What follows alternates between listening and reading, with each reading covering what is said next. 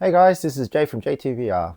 I'm so excited to talk about this book today. I have just recently finished reading it, and this book has even been taken to my recent holidays in Malaysia and Korea as well. For me, this is a fantasy book at its peak. If I have to choose my top one fantasy book, not series, we'll get to that later, it would be this book at this point in time. I have a newly found respect for this author, and I'm sure tons of readers will agree with me. Today we're going to talk about The Name of the Wind by Patrick Rothfuss. At its heart, The Name of the Wind is the story of a gifted young man named Kvoth, told in his own words. Framed by a quiet tavern setting, the book unravels Kvoth's extraordinary life. From a traveling troupe performer to a homeless orphan, from a penniless student at a prestigious university to a legendary figure, whispered in myth and rumor. It's a story of survival, music, magic, love, and power, woven together with mystery and quiet tragedy. Patrick Rothfuss is a genius, and no one can convince me otherwise. One of the most common praises about this book is the prose, how lyrically and wonderfully it's written. I agree 100%. Before reading this, I wasn't sure what people meant when they praise a book for its prose. It only took one book to understand. Every sentence in The Name of the Wind feels like it's crafted to evoke emotion and awe.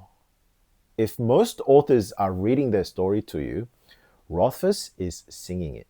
It's not about the rhymes or poetry, it's the way the language flows, the precision of each word, the vivid description, and the sharp, often witty dialogues. If I could choose what kind of writer I could be, it would be one like Patrick Rothfuss. But beautiful writing alone doesn't make a masterpiece. Sure, the plot is engaging and immersive, but the characters feel real and full of heart. You become deeply invested in Kvoth's journey, not just because he's the narrator, but because he feels human. And there's other characters like Bast, Denna, Devi, Ari. Even characters like those leave an impression. This book doesn't just entertain, it pulls you in, from exciting moments to scenes that will make you rage in frustration. Ah, Ambrose!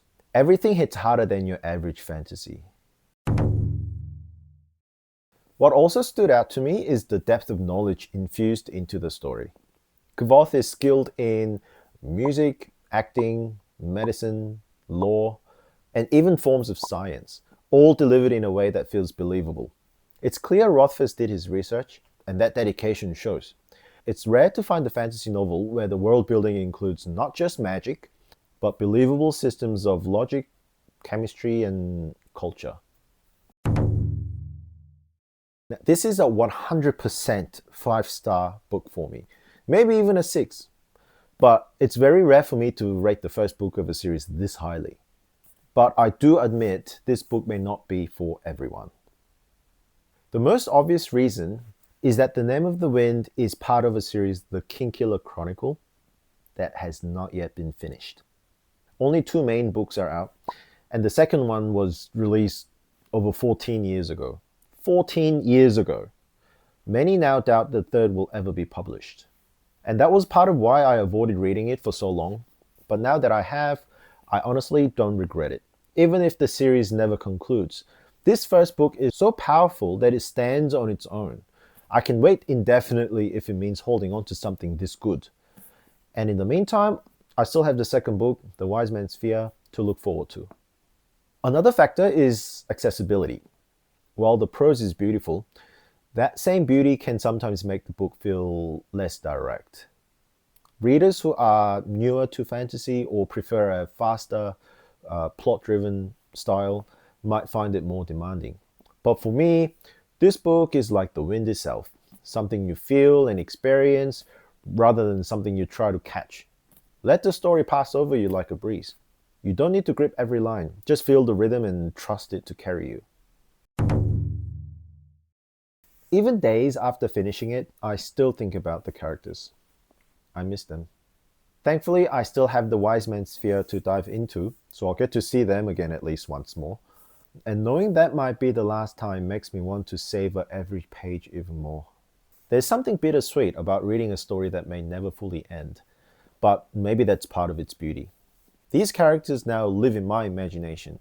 Their journey may be incomplete, officially, but they've earned a place in my heart at least.